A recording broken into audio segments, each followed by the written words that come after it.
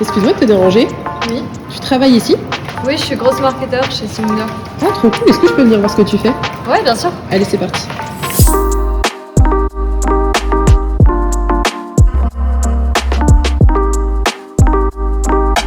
Alors le gros marketing concrètement, c'est toutes les actions, les stratégies marketing qu'on va mettre en place pour faire progresser les prospects, donc des personnes, dans ce qu'on va appeler le funnel marketing. C'est toutes les étapes au préalable avant le passage à l'achat. Et donc nous, en tant que grosse marketeur, on va mettre en place principalement de mon côté des actions en ligne pour pouvoir faire progresser les personnes dans ce fameux funnel marketing. Dans mon parcours, j'ai commencé par faire une double licence en sciences économiques et sciences politiques, donc assez éloignée au final de ce que je fais aujourd'hui. Et j'ai enchaîné avec un parcours plus classique dans une école de commerce. Je me suis spécialisée sur du marketing produit, opérationnel, faisant notamment des stages dans des grosses structures. Et je suis arrivée en 2020, donc à la fin de mon master, j'ai été diplômée et malheureusement il y avait le Covid. Et il n'y avait pas d'opportunité sur le marché du travail et j'ai décidé du coup de me réorienter. J'ai toujours eu cet attrait pour le digital et c'est comme ça que j'ai décidé au final de poursuivre mes études. Et c'est à partir de ce moment-là que j'ai entendu parler du MBA spécialisé donc Marketing Digital and Business de l'EFAP qui m'a fait connaître le gros et qui fait que j'en suis là aujourd'hui. Deux choses que je dirais que j'aime particulièrement avec mon métier, donc c'est premièrement le fait que toutes les actions que l'on met en place, on va pouvoir facilement les mesurer.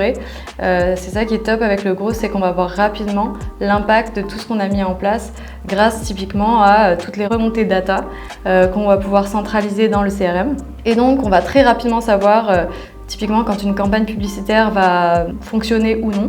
Et on va rapidement aussi voir même l'impact business sur l'entreprise, encore plus en start-up comme c'est une petite structure. C'est hyper gratifiant et c'est quelque chose qu'on retrouve moins dans des plus grosses structures et que j'aime particulièrement. Ce que j'aime moins, c'est, on va dire, en tant que grosse marketeur, on travaille en binôme avec les équipes commerciales. Et on va dire que je suis un peu le trait d'union entre le marketing et les sales. Et ce qui va être un peu compliqué parfois, c'est l'alignement entre les équipes marketing et commerciales parce qu'on ne va pas avoir les mêmes enjeux, on ne va pas avoir les mêmes challenges, même si on a la même finalité qui est de faire progresser l'entreprise et de participer à la croissance et de booster les ventes. Au final, on a des objectifs qui sont quand même différents au quotidien et comme on est censé travailler main dans la main, ça peut être un peu compliqué justement d'aligner les deux. Ce que m'a apporté le MBA spécialisé en marketing digital and business de l'EFAP, ça a été surtout des compétences très concrètes, très actionnables en entreprise, encore plus en start-up. C'était relativement différent de ce que j'avais pu voir auparavant étant donné que on était beaucoup moins dans la théorie et beaucoup plus dans la pratique. Typiquement en cours, on avait eu à réaliser en entier un audit SEO. On nous avait aussi donné un peu de budget pour commencer à tester, à lancer des campagnes en ligne sur différentes régies. Et en parallèle des cours, on a été aussi consultant, donc à mi-temps, en digital pour des entreprises pour mener à bien du coup des projets digitaux. Et c'était une formation au final qui était très professionnalisante. Et les compétences que j'ai apprises, j'ai pu vraiment les actionner ensuite pour mon stage de fin d'études au sein de Simundia. Cette formation, elle m'a aussi apporté un élément assez important qui a été important tout le long de ma carrière jusqu'à présent. Ça a été de me montrer vraiment l'importance du personal branding et de l'impact que ça pouvait avoir justement de poster sur LinkedIn, d'aller contacter des personnes donc du coup qui étaient en grosse à l'époque. C'est eux aussi qui m'ont permis de savoir que finalement c'était vraiment ce que je voulais faire. Et voilà, en postant, j'ai aussi pu avoir des entretiens dans certaines entreprises.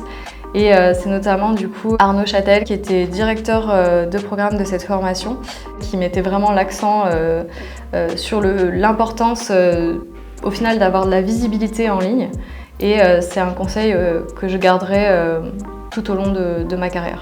Il y a plusieurs choses qui m'ont amenée à m'intéresser au gros marketing et qui m'ont donné envie. À l'époque, c'était surtout Grégoire Gambato et Germinal qui étaient précurseurs dans le domaine. Et en fait, j'avais lu, il y a longtemps maintenant, le livre de Grégoire Gambato qui s'appelait Growth Hacking. Et ça a été un peu les prémices, c'était les prémices voilà, de ce qu'on peut voir aujourd'hui. Et c'est ça aussi qui m'a pas mal donné envie de faire ce métier. Et au final, aujourd'hui, la connaissance, elle est disponible en ligne et c'est assez facile même de s'auto-former, donc c'est hyper important de se tenir au courant et d'avoir cet esprit de veille continue. En ce moment, il y a un gros boom technologique qui fait qu'il y a énormément de choses qui vont changer. Pour moi, il y a 2 choses principalement qui vont un peu tout déterminer dans mon métier. Donc c'est déjà, la data, elle est omniprésente actuellement, mais ça va être la qualité de la data qui va être encore plus poussée et je pense tout ce qui va être intent data, donc c'est de la data d'intention, on va pouvoir potentiellement prédire encore plus en amont des intentions d'achat et être encore plus précis dans nos campagnes. Il y a pas mal de logiciels aussi qui se développent autour de l'automation comme Make, N8N qui font maintenant on est capable vraiment d'automatiser énormément de choses. Et bien sûr, il faudra toujours qu'il y ait une personne en amont pour faire tout ce qui est setup. On ne pourra pas avoir des campagnes qui tournent toutes seules et sans aucune action humaine.